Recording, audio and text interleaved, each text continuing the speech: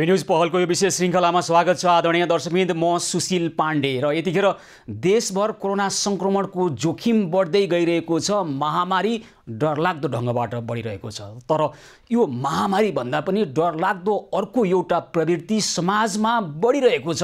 त्यो हो सरकारी उदासीनताको प्रवृत्ति। काठमाडौँ उपत्यकामै यतिखेर अक्सिजन अभावका कारणले गर्दा कोरोना संक्रमितको मृत्यु हुन थालिसक्यो। यो कोरोनाका कारणले मानिस मरिरहेका छैनन्। अब मानिस सरकारी उदासीनताका कारणले मरिरहेका छन्। मानिस अक्सिजन अभावको कारणले मरिरहेका छन्। मानिस रेमडेसिभिर भन्ने एउटा औषधि जसको नक्कली कालोबजारी भइरहेको छ र राज्यको उपस्थिति छैन, त्यसलाई नियन्त्रण गर्न सकिरहेको छैन। बजारमा नक्कली रेमडेसिभिरको कालोबजारी, सक्कलीको कालोबजारी त हामीले भोगेकै हौँ। हिजो केही पैसा तिरेर पनि कम्तीमा सक्कली औषधि त बिरामीलाई लगाउन पाइन्थ्यो। तर यतिखेर कालोबजारी भइरहेको त्यो सक्कली रेमडेसिभिर भन्ने औषधिको होइन, नक्कली रेमडेसिभिर औषधिको कालोबजारी भइरहेको छ।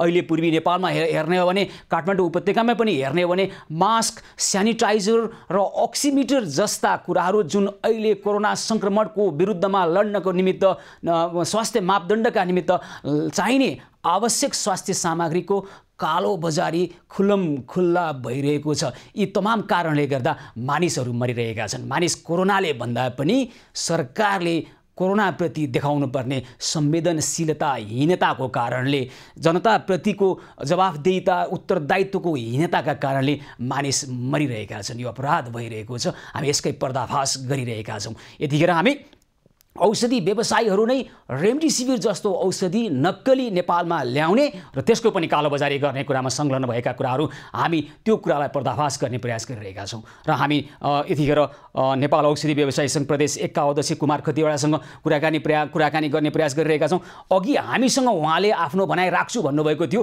तर यतिखेर उहाँले मोबाइल स्विच अफ गरेर बस्नुभएको छ। र अहिले जो रेमडेसिभिर नक्कली औषधिको कालोबजारी गरिरहेका छन् तिनीहरूलाई छुटाउनको लागि विभिन्न राजनीतिक दलका स्थानीय नेतादेखि औषधि व्यवसायीहरू पनि लागिरहेका खबर हामीले प्राप्त गरेका छौँ। कुमारजीले टेलिफोन किन अहिले स्विच अफ गर्नुभएको छ र उहाँको पनि यसमा के संलग्नता छ र नेपाल औषधि व्यवसायी सङ्घका विभिन्न इकाइहरू, विभिन्न जिल्लाका, प्रदेशका हो यस्तै व्यवसायीहरूको यस्तै खालका हरकतले गर्दा पनि ती नयाँ व्यवसायीहरूले यो हदसम्म जनता विरुद्ध अपराध गर्ने जुन दुस्साहस गरिरहेका छन् यसको हामी पर्दाफास गरेर छाड्छौँ।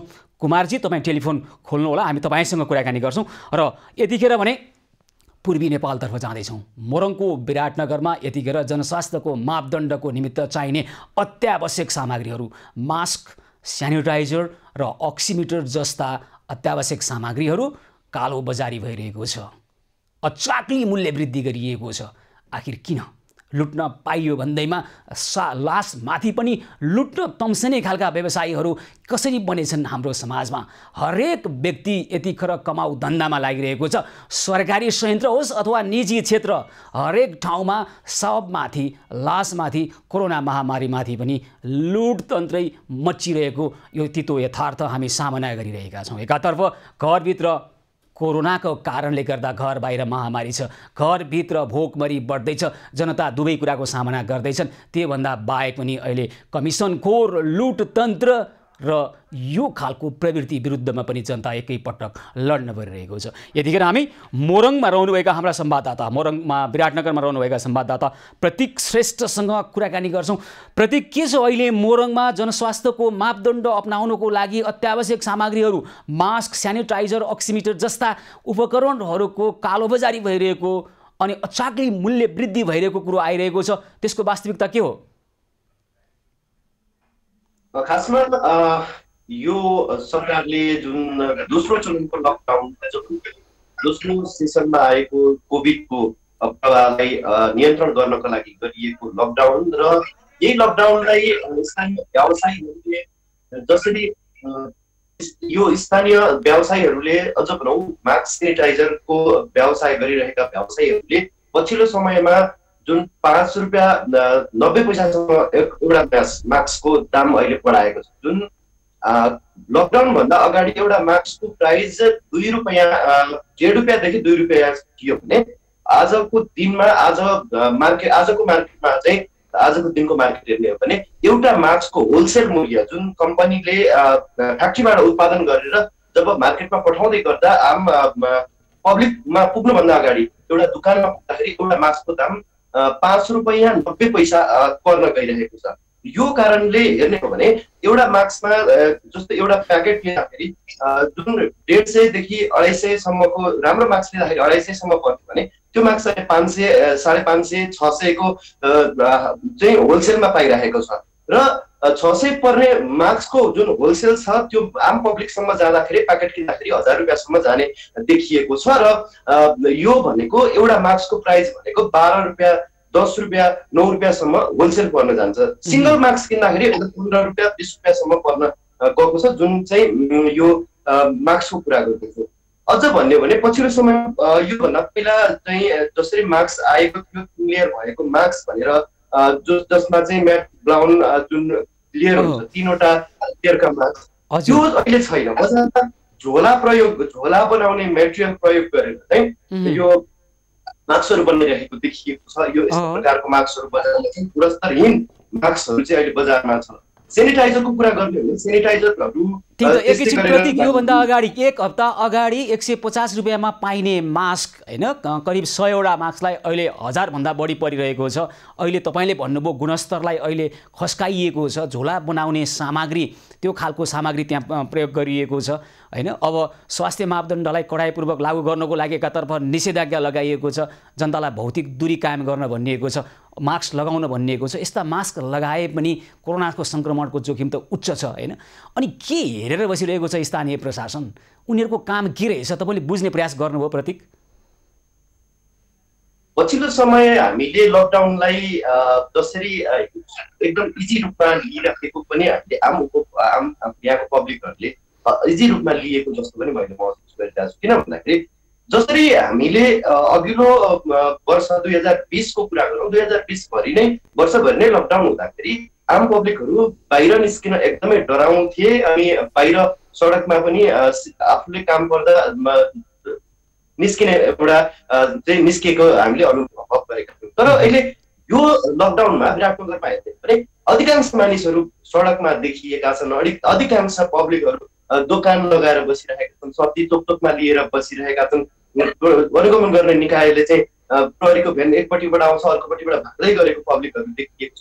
अनुगमन गरे जस्तो यहाँको स्थानीय निकायले अनुगमन गरे जस्तो गरिरहेको छन् भने यहाँको स्थानीय बासिन्दा पनि भागिदिए जस्तो गरेर आफूलाई नै कोभिडको त्यो महामारीमा लगिरहेको देखिएको छ। यो अवस्था हेर्ने भने एकदमै नाजुक अवस्था बन्दै गएको छ यो एरिया। अझ यो त सीमावर्ती क्षेत्र पनि हो, विराटनगर को खुल्ला सिमाना नाका ठाउँ पनि हो। मैले यो जोड्न चाहे कि भारतबाट आउने अधिकांश मानिसहरू मेन गेट अझ भनौँ यो भन्सारको गेटको ढाट लागिएको छ, तर खुल्ला सिमानाबाट चाहिँ मान्छेहरू पारीबाट वारी आउने वारीबाट पारी जाने यस्तो क्रमहरू अहिले पछिल्लो समय देखिरहेको छ। अनुगमनको भनेपछि मापदण्ड केवल देखावटी रूपमा पनि होइन, मास्क लगाइए पनि अब त्यो मास्कले साँच्चै कोरोनालाई सङ्क्रमणलाई त्यो न्यूनीकरण गर्न नसक्ने अवस्था। तपाईँले भने जस्तो त्यहाँ औपचारिक रूपमा मानिसहरू भिडभाड नगरिरहेको अवस्था, तर भित्रभित्रै कोरोना सङ्क्रमण फैलाउने किसिमका व्यवहारहरू भइरहेका रहेछन्। अनि सेनिटाइजर र अक्सिमिटरको कुरा गर्ने हो भने केही दिन अगाडि करिब 1500 मा पाइने एउटा सामान्य अक्सिमिटर अहिले हजारौँ रुपियाँ होइन 10,000 सम्म परेका खबरहरू आइरहेका छन्। यो हदसम्म यसरी अचाकली मूल्य वृद्धि हुँदै गर्दा, कालोबजारी हुँदै गर्दा, जनताको ढाड सेक्ने काम हुँदै गर्दा स्थानीय प्रशासनसँग यहाँले बुझ्ने प्रयास गर्नुभयो? मैले यो विषयलाई हामीले पछिल्लो समयमा मास्क, सेनिटाइजर त्यस्तै अक्सिमिटर जस्ता अधिकांश यो दिन प्रतिदिन उपभोग्य रूपमा जुन लागू भइरहेको यो अति आवश्यक विषयवस्तु छ। ग्लोभ्स भयो, यो विराटनगरमा अझ भनौँ यो मार्केटमा अभाव सिर्जना गरेर यहाँको चाहिँ पब्लिकहरूलाई एक नम्बर कुरा चाहिँ अभाव सिर्जना गरेर यो उपलब्ध गराइएको छैन। भने जति सेनिटाइजर अथवा भने जति मास्क भने जस्तो मास्कहरू किन्न पनि पाइएको अवस्था छ। यो विषयमा स्थानीय प्रशासन मौन भएर बसेको अवस्था देखिन्छ, किनभने अनुगमन गर्नुपर्ने स्थानीय हुन्छ। प्रतीक, हामी मोरङका प्रमुख जिल्ला अधिकारी कोसरी निरौलासँग जोडिएर कुराकानी गर्छौँ। प्रतीक, तपाईँले त्यहाँ भएका विकृतिहरूलाई अझै पिँधदेखि नै जरादेखि नै उदिने र नेपाली जनतालाई सूचना दिने काममा अझै कटिबद्ध भएर लाग्नुहोला। हामी तपाईँसँग पछि पनि जोडिएर कुराकानी गर्छौँ। यतिखेर हामीसँग कुराकानी गर्दै हुन्थ्यो मोरङका विराटनगर स्थित हाम्रा संवाददाता प्रतीक श्रेष्ठसँग। अब केही समय पछाडि हामी मोरङका प्रमुख जिल्ला अधिकारी कोसरी निरौलासँग हामी प्रश्न गर्छौँ, तपाईँ चाहिँ केमा अल्झिरहनु भएको छ निरौलाजी? तपाईँले जसरी अहिले त्यहाँ कालोबजारी भइरहेको छ, जसरी समस्याहरू आइरहेका छन्, तपाईँलाई पनि परेका समस्या छन् भने हामी तपाईँको साथमा, तपाईँका सकारात्मक कदमप्रति हामी साथ दिन ऐक्यबद्धता जारी गर्छौँ र तपाईँले त्यहाँ जे जस्ता समस्या आइरहेका छन् ती समस्यालाई समाधान गर्नको लागि के पहल गर्नुभयो, किन असफल भइरहनु भएको छ, तपाईँलाई सफल बनाउनको लागि हामी प्रयास गर्छौँ। केही समय पछाडि हामी मोरङका प्रमुख जिल्ला अधिकारी कोसरी निरौलासँग कुराकानी गर्ने प्रयास गरिरहेका छौँ। अहिले उहाँले टेलिफोन उठाइरहनु भएको छैन। अघि हामीले केही समय अगाडि अनौपचारिक रूपमा उहाँको हामीले समय तय गरिसकेका थियौँ। यतिखेर तपाईँलाई टेलिफोन आउँछ, तपाईँले कृपया आफ्नो जवाफ तयार बनाएर राख्नुहोला भनेका थियौँ। उहाँले हुन्छ भन्ने अनुमति, उहाँले सहमति जनाउनु भएको थियो, तर यतिखेर टेलिफोन उठाइरहनु भएको छैन। मोरङका प्रमुख जिल्ला अधिकारी कोसरी निरौलाजीलाई हामी आग्रह गरिरहेका छौँ, कृपया तपाईँ टेलिफोन उठाउनुहोस्। तपाईँलाई सहयोग गर्नको लागि हामी तपाईँलाई आह्वान गरिरहेका छौँ। के कारणले मोरङमा यतिखेर कालोबजारी भइरहेको छ सामान्य मासको? किन त्यहाँ गुणस्तरीय कच्चा पदार्थको प्रयोग नगरिकन न्यून गुणस्तरीय कच्चा पदार्थको प्रयोग गरेर मास्कहरू बनिरहेका छन्? किन स्यानिटाइजरका मूल्यहरू बढे, त्यही पनि किन उपलब्ध छैनन् बजारमा? किन अक्सिमिटरका मूल्यहरू बढाइरहेका छन्? यो कालोबजारी भइरहँदा तपाईँको दायित्व हो कालोबजारी नियन्त्रण गर्ने तपाईँको जिम्मेवारी हो। मोरङका प्रमुख जिल्ला अधिकारी कोसरी निरौला प्रत्यक्ष सम्पर्कमा आउनुभएको छ। हजुर निरौलाजी नमस्कार, कार्यक्रममा स्वागत छ यहाँलाई। नमस्कार, धन्यवाद। सर्वप्रथम तपाईँहरूले गरेको सकारात्मक कदमप्रति हाम्रो सार्वजनिक ऐक्यबद्धता छ र तपाईँले अब यस्तै खालका सकारात्मक कामहरू प्रभावकारी ढङ्गबाट गर्नुहोला भन्ने अपेक्षासहित हाम्रा केही प्रश्न छन्। मोरङका हाम्रा संवाददाता प्रतीक श्रेष्ठ भर्खरै हामीसँग प्रत्यक्ष सम्पर्कमा हुनुहुन्थ्यो। उहाँले त्यहाँ स्थलगत रिपोर्टिङ गर्नुभयो, मास्कको मूल्य बढेको देखियो, गुणस्तरहीन सामग्री कच्चा पदार्थ प्रयोग गरेर मास्कहरू निर्माण गरेको पाइयो, त्यसै गरी स्यानिटाइजर र अक्सिमिटरको मूल्य उच्च छ, तैपनि पाइन्न सामान्य बजारमा। यो किन यस्तो हुन गयो सिडिओ साहब? अब कतिपय चिजहरू त हामीसँग बन्दैनन्, जस्तै अक्सिमिटरको कुरा आयो होइन, त्यस्ता चिजहरू चाहिँ अब यो बजारमा अलिक समस्या हुने बित्तिकै त्यो अभाव भएको हुनसक्छ एउटा विषय। दोस्रो विषय त्यो व्यापारीले जाने रूपमा पनि त्यस्ता चिजहरू राखेको हुनसक्छ। दुईवटा विषयहरू हुन्। र अब अघि तपाईँले भनिहाल्नुभयो राम्रो भन अथवा कमजोर खालको कच्चा पदार्थ प्रयोग गरेर बनाइयो र मूल्यले वृद्धि गरियो भन्ने आएको छ। यसको बारेमा हामी एकदम सचेत छौँ। हामीलाई पनि विभिन्न उपभोक्ताले हामीलाई जानकारी गराउनु भएको छ। यद्यपि हामीले स्थलगत रूपमै विभिन्न टोली बनाएर अब वाणिज्यको जिल्ला प्रशासन कार्यालयको अनि प्रहरी लगायत हामी निकाय सबै निकायहरू लागिरहेका छौँ। हामीले त्यस्तो व्यक्तिहरू जसले मूल्य वृद्धि गराएर अथवा बढी मूल्य लिएर बिक्री गर्नुहुन्छ उहाँलाई समातेर कारवाही गर्छौँ र कमजोर कच्चा पदार्थ लगाएर बनाएका कुराहरू आइरहेको छ त्यसको बारेमा पनि हामी फ्याक्ट्रीमा पनि अनुगमन गर्छौँ। तपाईँले अब खुद्रा पसलतिर होइन, थोक पसलमै समस्या छ, थोक विक्रेतामै समस्या छ, थोकबाटै समस्या आइरहेको छ। एक हप्ता अगाडि करिब 100 वडामा मास्कको 150 रुपियाँमा किन्न पाइन्थ्यो, अहिले 1000 रुपियाँ जति बढाइएको छ। यो प्रतिशतको यो हिसाबै गर्न नआउने भयो क्या, यो हदसम्म भइराखेको छ। तपाईँले भन्नु भइरहेको छ हामी गरिरहेका छौँ, हामी सचेत छौँ। तपाईँहरू त पहिलेदेखि नै सचेत हुनुहुन्छ, तर यो कुरालाई चाहिँ छिटोभन्दा छिटो नियन्त्रण गरिहाल्नु पर्यो। बरु तपाईँलाई कहाँबाट असहयोग भइरहेको छ हामीलाई खुसुक्क भन्नुहोस्। तपाईँहरू सबै मिलेर हेर्नुहोस्, यो तपाईँको मेरो प्रश्न उत्तरको मात्रै कुरा होइन है, यो समस्या समाधान हुनुपर्छ भन्ने हाम्रो आग्रह हो। सुशीलजी यसमा हामीलाई असहयोग भन्ने काहीँ छैन। जो साथीहरूले यसरी यो फलाना पसलमा भन्नुहुन्छ अरू केही भनिदिनु पर्दैन, मलाई फलाना पसल मात्रै भने एउटा मात्रै जानकारी भए पनि पुग्छ। जब हामी जान्छौँ हामीले यस्ता खाली चाहिँ के देखेको छ भने त्यही हाम्रो टोली अनुगमन जाँदा टोलीसहित जान्छ, थाहा त्यसमा आउँछ।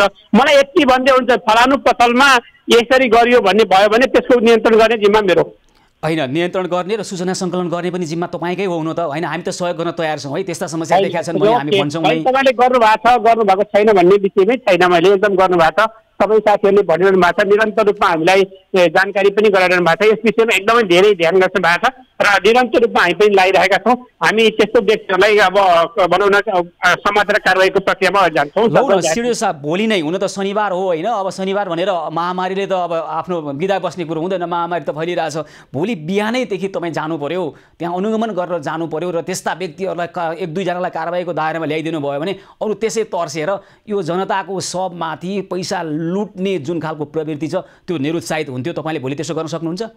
सक्छ, मजाले गरिन्छ, भइरहेछ, हामी गरिरहेछौँ र निरन्तर रूपमा हाम्रो साथीहरू त्यो बजारमा हुनुहुन्छ। ल तपाईँले पनि अलिकति पहल लिदिनु पर्यो। हाम्रा संवाददाता प्रदीप श्रेष्ठ त्यहाँ हुनुहुन्छ, उहाँले पनि तपाईँलाई सँग समन्वय गर्नुहुन्छ। हुन्छ अब हामी सबै साथीहरू सहित यही छौँ। ठिक छ, यसलाई हामी गर्छौँ। हस्, धेरै धन्यवाद छ। हामीसँग यतिखेर मोरङका प्रमुख जिल्ला अधिकारी कोसेरी निरौला कुराकानी गर्दै हुनुहुन्थ्यो र हामी भनिरहेका छौँ अब हामी गर्दैछौँ, गरौँला, यस्तो हुँदैछ, नियमन हुन्छ, हामी सचेत छौँ। सचेत भएर बस्दैमा कोरोनाले नछुने होइन। हामीले गर्नुपर्ने काम यतिखेर कडाइपूर्वक गरेनौँ भने इतिहासले समीक्षा गर्नेछ। तपाईँ त्यहाँ प्रमुख जिल्ला अधिकारी हुँदै गर्दाखेरि गर्दैछु भनेर बस्ने होइन, तपाईँले गरिहाल्नु पर्नेछ। सिडिओ साहब, यो सम्पूर्ण 77वटा जिल्लाका प्रमुख जिल्ला अधिकारीलाई हाम्रो यो आग्रह पनि हो। हामी यसको पनि नियमन गरिरहेका छौँ। यतिखेर नक्कली रेमडेसिभिर औषधि हुन त कोरोनाको ठ्याक्कै निको हुने औषधि होइन, यो लाक्षणिक उपचारको लागि अहिले क्लिनिकल ट्रायलमै रहेको औषधि हो। तर यतिखेर आफ्ना बिरामीहरू जीवनसँग मृत्युसँग लडिरहेका बिरामी कुराहरूलाई जब चिकित्सकले यो औषधि ल्याउनु भन्नुहुन्छ र उहाँहरू बजारमा यो औषधि खोज्न पस्नुहुन्छ, एक त कालोबजारी भइरहेको छ, त्यही पनि सक्कली औषधिको होइन, नक्कली औषधिको कालोबजारी नक्कली औषधि। करिब 90 रुपियाँ पर्ने स्टाफसेफ नामको एउटा औषधि र त्यही रेमडेसिभिर औषधिको उस्तै बोतल भएका कारणले अहिले जनतालाई झुक्काइरहेका छन्। केही नाफाखोर व्यवसायी नाम गरेका राष्ट्रद्रोही व्यवसायी भन्ने व्यक्तिहरू। आखिर के भइरहेको हो? नेपाल औषधि व्यवसायीहरू नै अहिले रेमडेसिभिरको कालोबजारीमा संलग्न भइरहेको छ। उनीहरूले नै नेपालभर अहिले नक्कली रेमडेसिभिर बिगी बनाएका खबरहरू आइरहेका छन्। यतिखेर हामी नेपाल औषधि व्यवसायी सङ्घ प्रदेश 1 का अध्यक्ष कुमार खतिवडासँग कुराकानी गर्न गइरहेका छौँ। मोरङको विराटनगरमा यसभन्दा अगाडि नक्कली रेमडेसिभिरका कारोबार गरिरहेका, कालोबजारी गरिरहेका केही व्यक्तिलाई पक्राउ परेपछि यसको वास्तविकता के हो हामी उहाँसँग बुझ्ने प्रयास गरिरहेका छौँ। कुमारजी नमस्कार, कार्यक्रममा स्वागत छ यहाँलाई।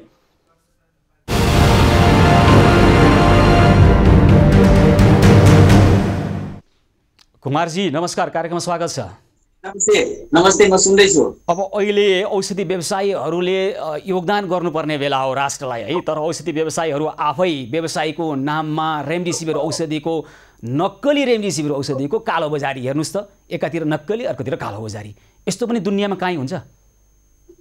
धन्यवाद सुशीलजी। सबैभन्दा पहिला त मलाई खबर के पायो भने भाइबरमा कल आउँछ भनेर मैले आफ्नो मोबाइललाई फ्लाइट मोडमा राखेको थिएँ। तपाईँले कुमारजीले स्विच अफ गरेर बस्नुभयो भनेर सम्प्रेषण गरिदिनुको यसलाई करेक्सन गरिदिनु होला।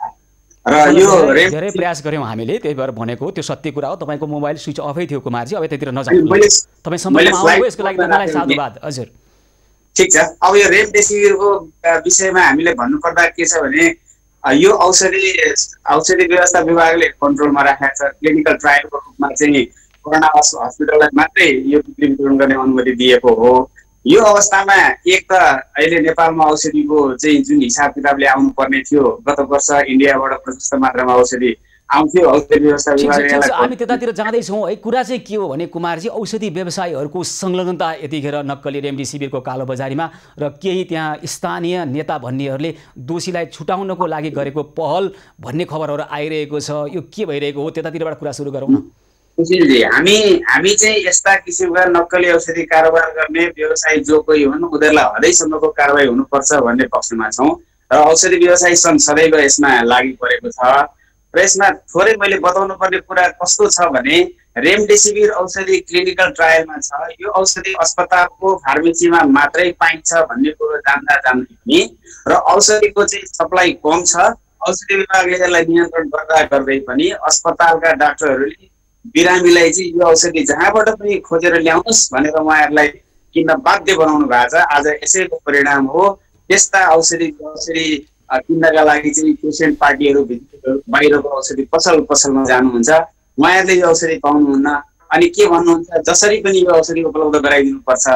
यस्तै कुरालाई चाहिँ प्रशय पाएर कालाबजारी सल्बलाएका छन्। अघि पनि तपाईँले समाचारमा भनिसक्नुभयो, औषधि चाहिँ अलिकति महँगो मूल्यमा सबैले औषधि नै बेच्दै थिए भने अब त हुँदा औषधिको चाहिँ लेभल परिवर्तन गरेर एउटा जागो 50 रुपियाँको औषधिको लेभल परिवर्तन गरेर बेचिया छ। यो अत्यन्त घिनौना कुरा छ। आज मात्रै मोरङ प्रहरीले चाहिँ 2 जना मान्छेलाई पक्राउ गरेको भनेर समाचारमा आएको छ। प्रहरीको अनुसन्धानलाई औषधि व्यवसायी सङ्घले पूर्ण सहयोग गर्नेछ र यस्ता औषधि व्यवसायीलाई हदैसम्मको कारबाही गर्नुपर्छ। प्रहरी हामीसँग अनौपचारिक रूपमा के भनिरहेका छन् भने दबाब आइरहेको छ, राजनीतिक दबाब आइरहेको छ, विभिन्न सङ्घका छाता सङ्गठनहरूका दबाब आइरहेका छन् दोषीलाई छुटाउनको लागि। हेर्नुहोस् त, यो हदसम्मको अपराध। एकातिर सक्कली रेमडेसिभिर भयो ल केही पैसा लिएर बेची खाएछ भन्ने अवस्था पनि छैन। नक्कली खालको रेमडेसिभिर है, स्टासेफ नामको त्यो औषधि करिब 50 रुपियाँमा किन्न पाइन्छ, 90 रुपियाँमा किन्न पाइन्छ बजारमा, त्यो ल्याउने र रेमडेसिभिर भनेर लेबल लगाएर जनतालाई बेच्ने। तपाईँले भन्नुभयो अहिले एकैछिन चिकित्सकहरूले चाहिँ अब आफ्नो बिरामी मृत्युसँग जुधिरहेको बिरामीलाई अन्तिम अवस्थामा हुन त यो क्लिनिकल ट्रायलमा रहेको औषधि हो, यो औषधि पनि दिएर हेरौँ न त भनेर डक्टरले भनिसकेपछि आफ्ना मानिसलाई आफन्तलाई जोगाउनको लागि बिरामी कुरुवाले त खोज्ने भए नि हैन, सकेसम्म प्रयास गर्ने भए। त्यो त सरकारले व्यवस्थापन गरिदिनु पर्यो कि यो औषधि नलगाउँ भन्नु पर्यो, मर्न दिउँ त्यसै, होइन भने यो पनि प्रयास गरौँ भन्ने त स्पष्ट हुनु पर्यो नि। अनि यस्तो बेलामा औषधि व्यवसायीहरूले यसरी खेल्ने हो? तपाईँहरूले भन्नुहोस् त, म त तपाईँहरू किन भनिरहेछ भने तपाईँ त्यहाँको नेता हो औषधि व्यवसायीको। सुशीलजी, हामी त्यस पक्षमा छैनौँ, किनभने यति धेरै हजारौँ औषधि व्यवसायमा कोही 2-4 जना फटा औषधि व्यवसायी हुन सक्छन्। त्यस्ता व्यक्तिले सङ्गठनको नामै बदनाम गर्ने र तमाम औषधि व्यवसायीको चाहिँ तपाईँको व्यवसायमा चाहिँ धब्बा पर्ने गरीको आँच गर्ने काम गर्छन् भने हदैसम्मको कारबाही गर्नुपर्छ। औषधि व्यवसायी सङ्घले पूर्ण सहयोग गर्नेछ प्रशासनलाई। हामी त भन्छौँ मोरङ प्रहरीलाई, मोरङ जिल्ला प्रशासन कार्यालयलाई यस कुरामा हदैसम्मको अगाडि गएर कारबाही गरोस्। हामी औषधि व्यवसायीसँग सदैव सहयोग गर्न तयार छौँ। अब भविष्यमा यस्तो नहोस् भन्नुको लागि तपाईँहरू के गर्नुहुन्छ त? नक्कली ल्याउने, त्यसपछि फेरि कालोबजारी गर्ने, होइन, एउटा हुन्छ नि, एउटा हद हुन्छ क्या, यो हद नागिसकेको अवस्था छ, के गर्ने अब? सुशीलजी, हामी चाहिँ औषधि व्यवस्था विभाग र सम्बन्धित अस्पतालका डाक्टरहरूलाई ज्यादा जिम्मेवार भइदिनुहोस् भन्ने हामी आग्रह गर्छौँ। यदि व्यवसायी चाहिँ जिम्मेवार हुनु पर्दैन, व्यवसायी भनाउँदाहरू चाहिँ जिम्मेवारी हुनु पर्दैन, फार्मेसी खोलेको छ, मन लाग्दै लुटेको छ, होइन, के गरे आयो भन्नुहोस् त? होइन, राम्रा व्यवसायीहरू पनि छन्, राम्रा व्यवसायीहरूलाई हाम्रो धन्यवाद छ, तर जुन व्यवसायीहरूले कालो धब्बा लगाउने काम गरे तपाईँहरू प्रत्येकको निधारमा, त्यसको लागि के गर्नुहुन्छ? तपाईँ त छाता सङ्गठन छ, देशमा सञ्जाल छ, कानुनी कारबाही गर्ने अधिकार छैन। जुन व्यक्तिले गलत काम गरेका छन् त्यस्ता व्यक्तिहरूको तत्कालै हामी सदस्यता निलम्बन गरेर ती व्यक्तिहरूलाई चाहिँ हामीले हाम्रो समूहबाट बहिष्कृत हामी गर्छौँ, पक्कै पनि गर्छौँ। दोषी प्रमाणित हुने बित्तिकै हामी तपाईँहरूलाई सुनाउँछौँ। हामीले यति औषधि व्यवसायीहरू जो अपराधी हुनुहुन्थ्यो उहाँहरूलाई चाहिँ औषधि व्यवसायबाट बर्खास्त गऱ्यौँ, हामीले औषधि दिएनौँ भन्ने सम्भवको चाहिँ कुरा हामी तपाईँहरूलाई सुनाउन आतुर छौँ। छिटोभन्दा छिटो चाहिँ प्रशासनले यस्ता व्यवसायीलाई चाहिँ सार्वजनिक गरोस्। हस् कुमारजी, यहाँलाई धेरै धेरै धन्यवाद छ। हजुर, धन्यवाद सुशीलजी। हस्, धन्यवाद। नेपाल औषधि व्यवसायी सङ्घ प्रदेश 1 का अध्यक्ष कुमार खतिवडा यतिखेर हामीसँग कुराकानी गर्दै हुनुहुन्थ्यो। र आदरणीय दर्शकवृन्द, यतिखेर कोरोनाले होइन, अक्सिजन अभावका कारणले, औषधि अभावका कारणले मानिसहरू मरिरहेका छन्।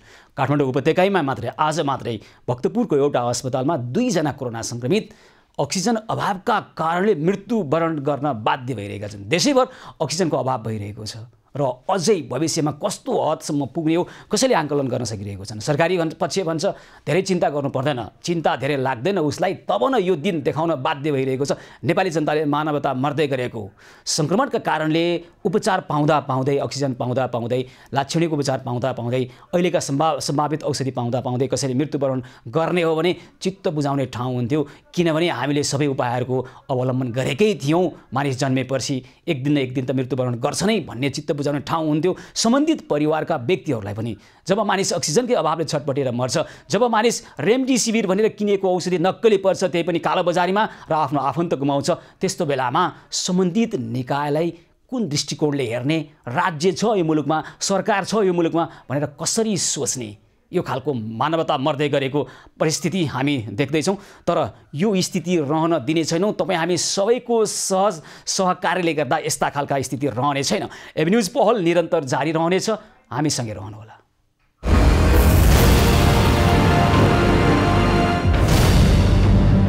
एभिन्युज पहलको विशेष श्रृङ्खलामा पुनः स्वागत छ। आदरणीय दर्शकवृन्द, कोरोना सङ्क्रमितहरू यतिखेर अब कोरोनाका कारणले मात्रै होइन, अक्सिजनको अभावका कारणले मृत्युवरण गरिरहेका छन्। नक्कली रेमडेसिभिर लगाइएका कारणले मृत्युको मुखमा पुगिरहेका छन्। र हामीले हुन त कोरोनाको त्यस्तो कुनै प्रभावकारी औषधि छैन, तर लाक्षणिक उपचारको अभावका कारणले गर्दाखेरि, सामान्य अक्सिजनको अभावका कारणले गर्दा पनि काठमाडौँ उपत्यकामा समेत 2 जना व्यक्तिको आजै मृत्यु भएको छ। भक्तपुर इन्टरनेसनल नेपाल अस्पताल, यसमा 2 जना व्यक्तिको कोरोना सङ्क्रमितहरू जसलाई अक्सिजनको अभावका कारणले गर्दा मृत्युवरण गरेका खबरहरू आइरहेका छन्। उता रूपन्देहीको भीम अस्पताल, भैरवाको भीम अस्पतालले त एउटा विज्ञप्ति नै जारी गरेर, सूचना नै जारी गरेर अहिले कोरोनाका बिरामीहरूलाई अक्सिजन पुर्याउन नसकिने अवस्था रहेको छ, तसर्थ सम्पूर्ण महानुभावहरूमा सोही अनुसार व्यवस्थापन गर्नु हुन सूचित गरिन्छ भन्ने खालको सूचना नै जारी गरेको छ। सरकारी अस्पताल भीम अस्पताल कसरी यो अवस्थामा पुग्यो? एउटा व्यक्तिले अब अक्सिजन खोज्न थाल्ने कि समग्र अस्पतालले व्यवस्थापनमा अलिक जिम्मेवार भइदिएको भए उहाँहरूलाई सहज हुन्थ्यो कि के गर्दा सहज हुन्छ?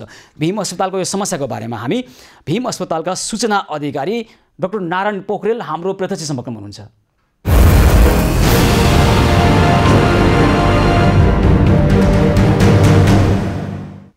डाक्टर पोखरेल नमस्कार, कार्यक्रममा स्वागत छ यहाँलाई।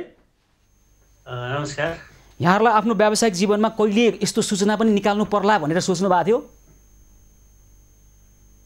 पक्कै पनि सूचना निकाल्नु हाम्रो एउटा बाध्यता जस्तै हो, किनभने अहिले हाम्रो भीम अस्पतालको कुल क्षमताभन्दा धेरै निकै नै बिरामी आउने अवस्था भएको कारणले गर्दा चाहिँ अब बिरामीहरूलाई पनि सीमित ठाउँमा ल्याएर राखेर उपचार र सँगसँगै अक्सिजन अभाव भयो भने सबै बिरामीको मृत्यु समेत एकैचोटि हुन सक्ने आकलन जुन थियो त्यो भवितव्यबाट जोगिनको लागि चाहिँ हामीले बिरामीहरूकै राम्रो होस् भनेर चाहिँ हामीले त्यो विज्ञप्ति निकाल्न बाध्य भएका हौँ। तर यो विज्ञप्तिले एक सकारात्मक सन्देशसम्म दिएको छ, किनभने यो विज्ञप्ति हामीले जारी गरिसकेपछि विभिन्न संस्था, निकाय, स्थानीय प्रशासन, जिल्ला प्रशासन कार्यालय सबैतिरबाट चाहिँ हामीले अक्सिजनको चाहिँ सहयोग चाहिँ पक्कै पनि बढेर गएको छ। अनि ठिकै छ, तपाईँहरूको समन्वयको अभाव यति धेरै देखिन्छ नि। योभन्दा अगाडि नै तपाईँहरूले ती जो सम्भावित सहयोगी संस्थाहरू थिए उनीहरूसँग समन्वय गर्नुपर्थ्यो। यतिखेर तपाईँहरूले बिरामीका कुराहरूलाई आफै अक्सिजन बोकेर आऊ भन्ने खालको सन्देश दिनुभएको छ। ल ठिकै छ, अब तपाईँले सकारात्मक कुरा गएको छ भन्नुभएको छ। यो अवस्था कसरी आयो? अहिले चाहिँ के भइरहेको छ? कोरोना सङ्क्रमितहरू जसलाई अक्सिजनको अहिले आवश्यकता छ उहाँहरूलाई अक्सिजन पुर्याउन सक्ने अवस्था छ कि छैन?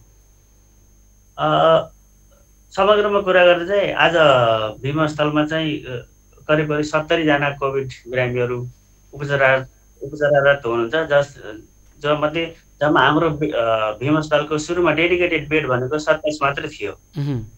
र भयावह स्थिति यति बढ्दै गयो कि हामीले मर्नै लागेको बिरामीलाई घर जाऊ भन्न सुरुमा सकिएन है, अक्सिजन मात्रै दिएर होल्ड गर्न थाल्यो।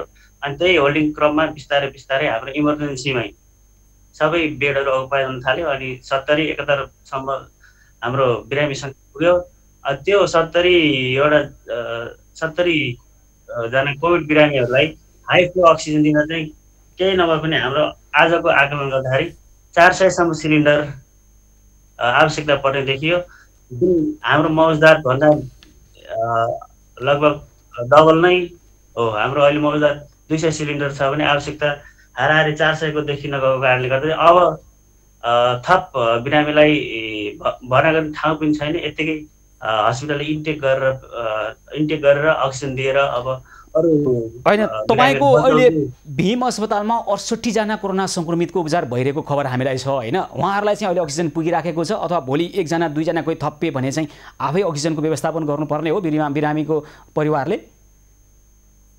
अब हामीले चाहिँ हाम्रो आफ्नै सामर्थ्यता नबढाउन्जेल चाहिँ अब हामीले चाहिँ एक त पहिलेदेखि नै हाम्रो सामर्थ्यताभन्दा बढी बिरामी अलमोस्ट 3 गुणा बिरामी पहिल्यै भर्ना भएको कारणले गर्दा चाहिँ हाम्रो सामर्थ्य क्यापेबिलिटीभन्दा अब बाहिर गइसकेको अवस्थामा चाहिँ फर्दर बिरामी चाहिँ हामीले अब लिन नसकेकै हो। त्यही त, अब बिरामी कुरुवा आफैले कहाँबाट खोजेर ल्याउँछन् त अक्सिजन? यो त कहीँ फेला गर्ने कुरा त होइन। तपाईँहरूसँगै बरु बढी सञ्जाल हुन्छ। व्यवस्थापनको लागि तपाईँहरूले अलिकता सबै क्षेत्रलाई समेटेर समन्वय गरेर अलि अब जे छ अहिलेको परिस्थितिमा थप कुरा जोड्नको लागि अथवा थप्नको लागि अलि पहल तपाईँहरूले गरिदिएको भए बिरामीको हेर्नुहोस् त कुरुवालाई तपाईँहरूले जुन जिम्मेवारी थोपर्नु भएको छ यो कति अनौठो भएन भने? हजुर, यो एकदम महत्त्वपूर्ण कुरा गर्नुभयो। भीम अस्पताल अब एक हिसाबले टर्सियरी सेन्टर भएको कारणले गर्दा चाहिँ हाम्रो चाहिँ विशुद्ध उपचार गर्ने सेन्टर हो। व्यवस्था अब बिरामीहरू अब धेरै हुन थाले, अनि त्यसको व्यवस्था पक्कै पक्ष चाहिँ पक्कै पनि हाम्रो भन्दा पनि स्थानीय सरकार प्रदेश सरकारको हो जस्तो लाग्दछ। त्यही त, उहाँहरूसँग समन्वय गर्नु पर्यो नि त। यहाँहरूले समन्वयको त जिम्मेवारी त यहाँहरूको हो। फेरि स्थानीय सरकार, प्रदेश सरकार अथवा सङ्घीय सरकारसँग समन्वय गर्ने हाम्रो अवस्था यो हो, हामी यसो काम चाहिँ यति क्षमताले गरिरहेका छौँ, थप यो क्षमताको आवश्यकता वृद्धिका लागि यी कुरा आवश्यक छन् भनेर समन्वयको बाटोमा प्रभावकारी ढङ्गबाट यहाँहरूले पहल गरिदिनु पर्यो नि त, होइन? होइन, पक्कै पनि हामीले जिल्ला प्रशासन अनि नेपाल प्रहरी, सशस्त्र प्रहरी सबैलाई जानकारी विगत धेरै दिनदेखि नै थियो। उहाँहरू पनि यो कुरामा एकदम संवेदनशील भएर लाग्नु भएको थियो र अब जब आफ्नो क्यापासिटीभन्दा अब धेरै आवश्यकता हुन्छ, किनभने अब सप्लायरले पनि अक्सिजन सप्लाई समयमा गरिदिनु पर्यो। त्यो नभइकन फेरि बिरामीहरू हताहत हुने हिसाबले गर्दा चाहिँ त्यो अक्सिजनको अभाव नहोस् भनेर चाहिँ हामीले अहिलेको यो कदम चाल्न बाध्य। भनेपछि अब अस्पतालले चाहिँ अक्सिजनको सम्बन्धमा हात उठाएको हो भनेर बुझ्ने हो भीम अस्पतालले? होइन, अब भोलिका दिनमा अक्सिजनको उपलब्धतालाई ग्यारेन्टी गरिन्छ भने चाहिँ हामीले अरू बिरामीलाई पनि भर्ना पक्कै पनि गर्छौँ नै। भर्ना गर्छौँ भनेको भर्ना गरेर तपाईँहरू व्यवस्थापनको लागि पहल चाहिँ गर्नुहुन्छ अक्सिजनको लागि?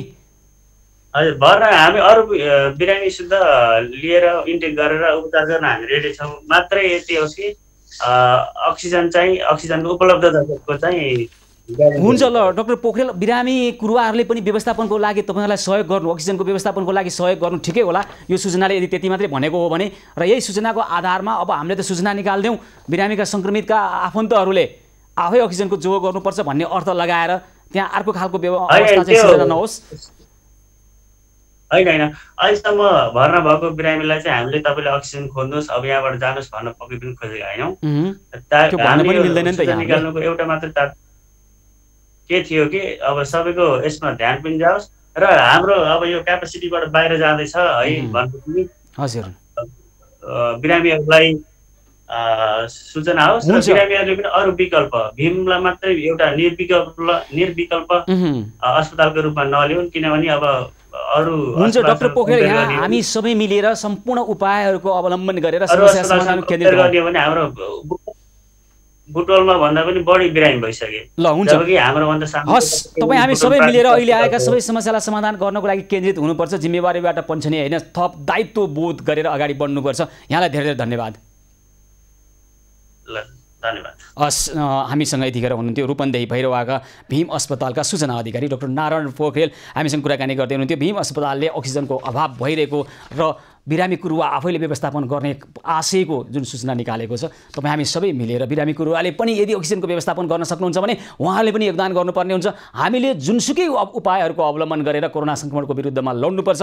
कुनै पनि उपायलाई छोड्नु हुँदैन र पछिल्लो 24 घण्टामा 9196 जनामा कोरोना सङ्क्रमण पुष्टि भइरहँदाखेरि अहिले जसरी आजै मात्र पछिल्लो 24 घण्टामा 50 जनाको मृत्यु भएको छ र यो दर बढ्नेवाला छ, घट्नेवाला छैन। तपाईँ हामी सचेत भएनौँ भने, तपाईँ हामी सावधान भएनौँ भने अब हामीले कोरोना विरुद्ध लड्नु छ, भोकमेरी विरुद्ध लड्नु छ, अनि कमिसनखोरहरूको विरुद्धमा लड्नु छ, अनि पैसाको लागि लासमाथि मानिसलाई मृत्युवरण गर्न बाध्य बनाउने व्यवसायी भन्नेहरूसँग पनि लड्नु छ। सबै ठाउँमा सरकारी संयन्त्रदेखि हरेक ठाउँमा भएका विकृतिका विरुद्ध महामारीसँगै लड्नु छ। भोकमरी महामारी, घरभित्रको भोकमरी, घर बाहिरको महामारी र यसरी जसरी व्यवसायीहरू अथवा लुटतन्त्र, सरकारी उदासीनता, कमिसनखोर सबैसँग एकैपटक लड्नेछौँ र त्यसमा विजय हासिल गर्ने नै छौँ। एभ न्युज पहलको यो प्रतिबद्धता, एभ न्युज पहलको आजको यो कार्यक्रमको समय भने सकिएको छ। कार्यक्रमबाट म सुशील पाण्डे लगायत सम्पूर्ण टिमलाई बिदा दिनुहोस्। यहाँहरू भने खबरभित्रको खबरको लागि हेर्दै गर्नुहोला एभ न्युज खबर। हस्त, नमस्कार।